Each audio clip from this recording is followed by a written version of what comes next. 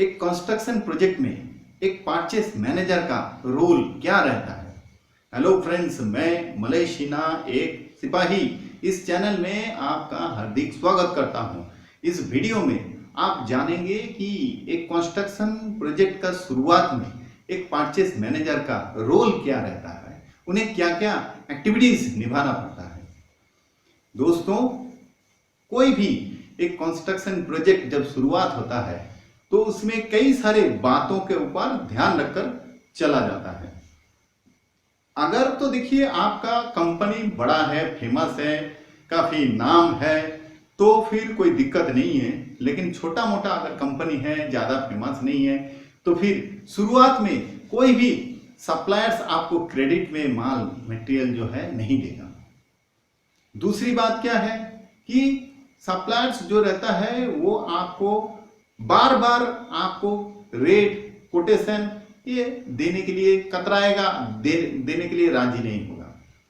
और तीसरी बात जो रहता है वो सबसे बड़ी बात है, वो है जो सप्लायर्स मटेरियल देता है, जो लोकल जो मेन इंग्रेडिएंट्स रहता है, मेन कंस्ट्रक्शन का जो मटेरियल रहता है, जैसे आपका सैंड, स्टोन चिप्स, सीमेंट, इस तरह का जो क्रैश सैंड, इस तरह का जो मेन इंग्रेडिएंट्स रहता है, मटेरियल रहता है, उसका एक लोकल सप्लायर्स रहता है। ये लोग जो है या तो फिर कोई पॉलिटिकल सपोर्टेड रहता है या फिर डॉन टाइप का रहता है, इस तरह का रहता है। तो इनसे ज्यादातर लोगों को परेशानी हो जाता है, इनसे ज्यादातर लोग डर जाते हैं, घबरा जाते हैं, या फिर एग्रेसिव होकर उनके साथ झगड़ा करने लग पड़ते हैं। तो दोस्तों, आपको इनको अच्छी तरह हैंडल करके काम करना आना चाहिए।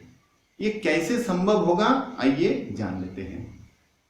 दोस्तों, शुरुआत करते हैं हम। जो आपको जो डेली रेगुलर बेसिस पे जो भी मटेरियल आपको लगने वाला है, हार्डवेयर मटेरियल, कोई भी मटेरियल, ये जो भी मटेरियल आपको लगने वाला है, आप सबसे पहले तो प्रोजेक्ट मैनेजर के साथ बैठ के शांति से एक डिस्कस कर लें और फिर उसका एक लिस्ट अच्छी तरह बनवा लें।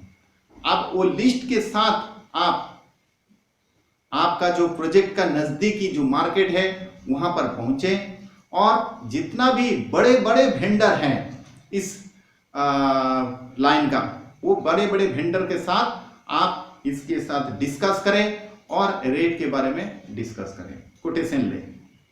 और इसी दौरान आप उनको ये भी बताते रहें क्रेडिट का जो पेमेंट का है, क्रेडिट का है, उसके बारे में भी एक चर्चा करें।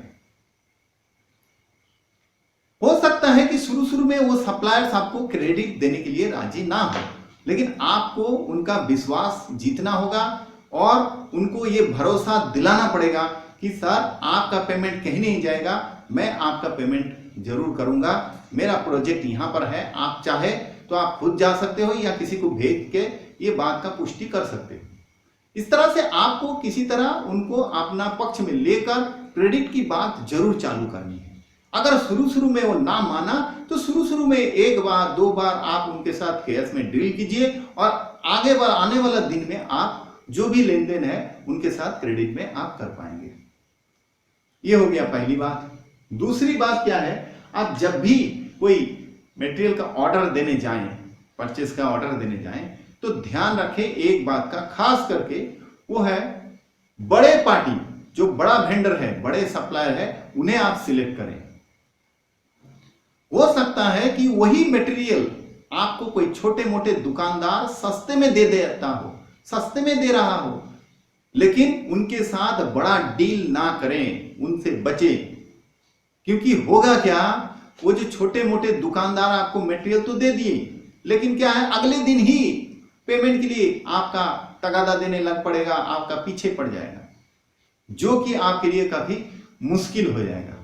तो इसीलिए दोस्तों, ऑर्डर जो है आप किसी बड़े पार्टी को दीजिए, ताकि उसका जो जिसका कैपेसिटी ज्यादा रहता है वो थोड़ा पेमेंट को, आप क्रेडिट पीरियड को वो टॉलरेट कर सकता है। छोटे मोटे दुकानदार जो रहता है वो आपको मटेरियल तो सस्ता में दे देगा, लेकिन उसको इमीडिएट पेमेंट चाहिए होता है, वो उस चीज को एक्सेप्ट नहीं कर पाता है। इस बात का आप ध्यान जरूर रखें। अब आता है तीसरी बात। तीसरी बात क्या है, ये जो बिल्डिंग प्रोजेक्ट का जो मेन मटेरियल रहता है, जैसे कि आपको पहले ही बताया, सैंड हो गया, स्टोन चिप्स हो गया, जैसे कि 10 mm 20 mm, crush sand, bricks, ये जो मटेरियल रहता है ये ज्यादातर लोकल सप्लायर्स ही इसका सप्लाई किया करता है। और इसमें होता क्या है, वो पॉलिटिकल ग्राउंड से रिलेटेड रहता है, कोई डॉन टाइप का रहता है। जैसे ही खबर उनको मिले कि प्रोजेक्ट का शुरुआत है, प्रोजेक्ट का शुरुआत होने वाला है, तो वो तुरंत आपके पास पहुंच जाता है और सारे मटेरियल का ऑर्डर मुझे दे दो करके चिल्लाने लग पड़ता है। तो दोस्तों यहां पर आपको करना क्या है, वो अच्छी तरह ध्यान से सुनिए। आप एक दो सप्लायर से कभी भी डील ना करें, एक दो सप्लायर से कभी भी बातचीत करने के लिए ना लग पड़े। आप सारे के सारे सप्लायर्स को, जितना भी लोकल डॉन टाइप का पार्टी जो भी है, वो सारे के सारे बुला लीजिए और एक मीटिंग का अरेंजमेंट कर लीजिए। अब ये मीटिंग में आप सबके सामने ये बताइए कि देखिए, आप लोगों का जो भी मटेरियल का सप्लायर का धंधा है, आप क्या करें, एक एक गाड़ी का सैंपल आप डाल दें। हम सारे का सारे मटेरियल जो है वो सारे के सारे एक एक गाड़ी सैंपल डाल दीजिए।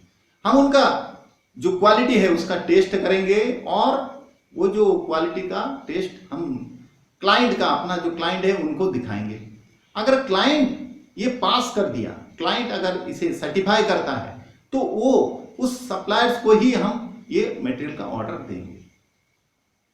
मैं और कुछ नहीं कर सकता हूं, क्योंकि क्लाइंट हमारा जो सपोर्ट करेगा हम वही पार्टी को ऑर्डर दे सकते हैं। इससे ज्यादा तो मैं कुछ कर नहीं सकता हूं, पहली बात। दूसरी बात है कि अब सवाल उठता है पेमेंट का। तो देखिए, आप लोगों को एक 20 से लेकर 30 दिन का पेमेंट का जो है मोहलत देना पड़ेगा। अगर ये आपको राजी है तो मैं आपसे वादा करता हूं कि मैं आपका तय वक्त पर पूरा का पूरा पेमेंट करवा दूंगा।